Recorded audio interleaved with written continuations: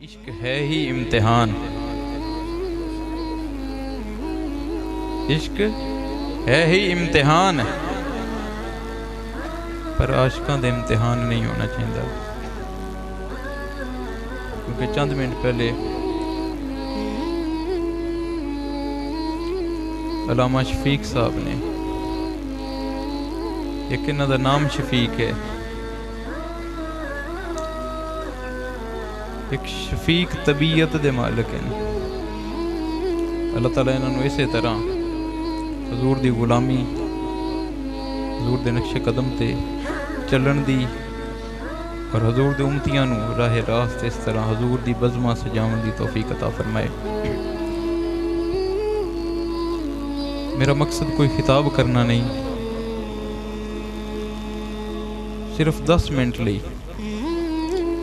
میں چاہنا، کیونکہ محفل دی وچ آمن والےاں نو محفل نو سجاون نو محفل نو اکٹھا کرن دے مقصد ایک یہ بھی ہوندا ہے کہ اللہ تعالیٰ دے احکامات، حضور دی تعلیمات جو حضور نے آدھے امتیاں واسطے دیتیاں، وہ حضور دے عاشقاں تک پہنچانیاں. لیکن میں کوئی عالم خطیب نہیں ہاں، حضور دے دین دا طالب علم ہاں، اور علم نہیں ہے، عشق ہے. حالانکہ دعویٰ بہت بڑا ہے. حضرت غوث علی شاہ پانی پتی رحمۃ اللہ علیہ دے واقعہ بیان کر دیں کہ، کیونکہ میں کہا نا کہ دعویٰ بہت بڑا ہے. آپ ایک واقعہ بیان کر دیں کہ ایک علاقے چ ایک فقیر سی، اور اس دے کول ایک شخص،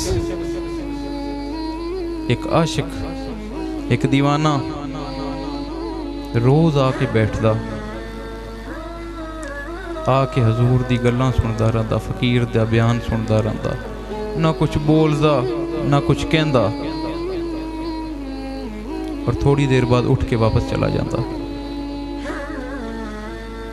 کچھ دن بعد اس فقیر نے اس شخص تو مخاطب ہویا اور اس نے کہا کہ اے شخص، کی ماجرا ہے کہ تو روز آنا ہے، آ کے بیٹھنا ہے، کوئی گل نہیں کرنا، کوئی کچھ نہیں کردا، اس بعد خاموشی نہ اٹھ کے چلا جانا ہے. تو شخص عرض کرتا ہے، حضور آج تسی اگر پوچھ ہی لیے تو پھر مینو ایک قطرہ عشق دا عنایت کر دیو، ایک قطرہ عشق دا عنایت کر دیو. آپ نے فرمایا کہ تو عشق دے بارے جاندا کی ہے؟ جو عشق دا طالب ہیں عشق دے بارے جاندا کی ہیں؟ عرض کیتی، حضور جاندا کچھ بھی نہیں ہے، پر دل کیتا ہے تو تواڈے کولوں منگ لیے، اگر تسی اج پوچھ ہی لیا تا. فقیر فرماندا ہے کہ جا ایک جنگل وچ چلا جا، اوتھے ایک عاشق ہوئے گا، انہوں پہلے مل کے آ، پھر آ کے دسی کہ تو عشق چاہنا ہے کہ نہیں چاہنا ہے. وہ شخص اس چلا اور جا کے اس جنگل جا کے عاشق دا دیکھدا ہے کہ ان دے جسم دا کوئی اعضاء کتھے پی ہے، کوئی اعضاء کتھے پی ہے، ٹکڑے ٹکڑے ہے عاشق، ٹکڑے ٹکڑے ہے عاشق. اور اتھوں دی کیفیتوں دی حالت دیکھ کے واپس آندا ہے تے آتے عرض کردا ہے، سونیا پہلے تے ایک قطرہ منگدا سی، ہن پورا سمندر عطا کر دیو کہ میں، اس نے تے اپنے جسم دے اعضاء بکھیر دیتے، میں عشق چ خود نو جلا کے رکھ دیاں گا. عشق گزر جا عقل سے آگے، کہ ہے تو یہ نور، چراغ راہ ہے منزل تو نہیں ہے، کہ عقل کدے بھی منزل تے نہیں پہنچاؤں دی، عشق منزل تے پہنچا دیتا ہے. حضرت عثمان ہرونی حضور خواجہ معین الدین اجمیری چشتی دے پیر آئے، آپ نے ایک شخص نو دیکھا کہ بہت گناہگار ہے، سیاہکار ہے، بدکار ہے، جہنمی ہے. پھر جڑا آیا ہی رحمت واسطے ہوئے، جڑا آیا ہی محبت واسطے ہوئے، اس کو یہ چیز ویکھی نہیں جاندی. بڑا گناہگار ہے، بارگاہ الہی چ التجا کی تھی، مولا انہوں بخش دے. حکم ہویا کہ عثمان یہ نہیں بخشا جا سکتا، بہت گناہگار ہے. پھر عرض کی تھی مولا بخش دے. پھر حکم ہویا کہ نہیں بخشا جا سکتا. پھر عرض کر دین مولا اگر میری ساری زندگی دے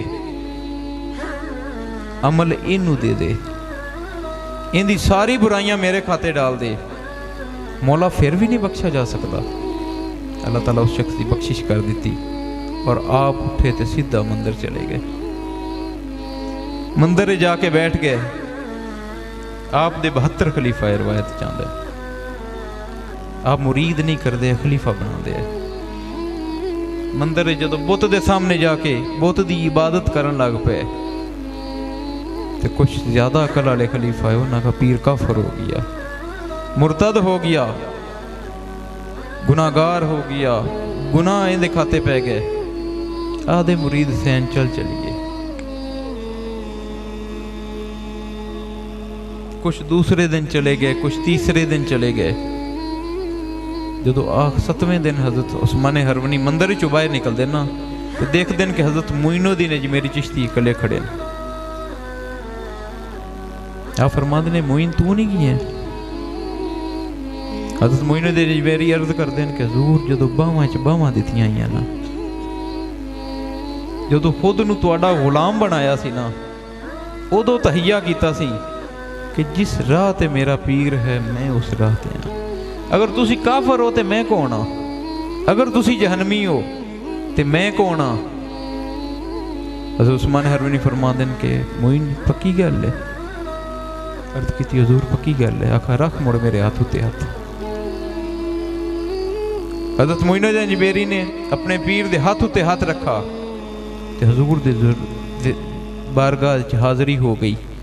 اور حضرت عثمان ہرونی اتھے جاتے عرض کر دیں سونے آئے میرا ہی، انہوں قبول کر لو، اے میرا ہے. اور اتھو حضرت خواجہ غریب نواز نو نائب نبی دا خطاب ملتا ہے کہ حضور نے اپنا نائب مقرر کیتا اس دنیا دے اندر. عقل کہن دیئے بہت تک کے بیون والا کافر ہے.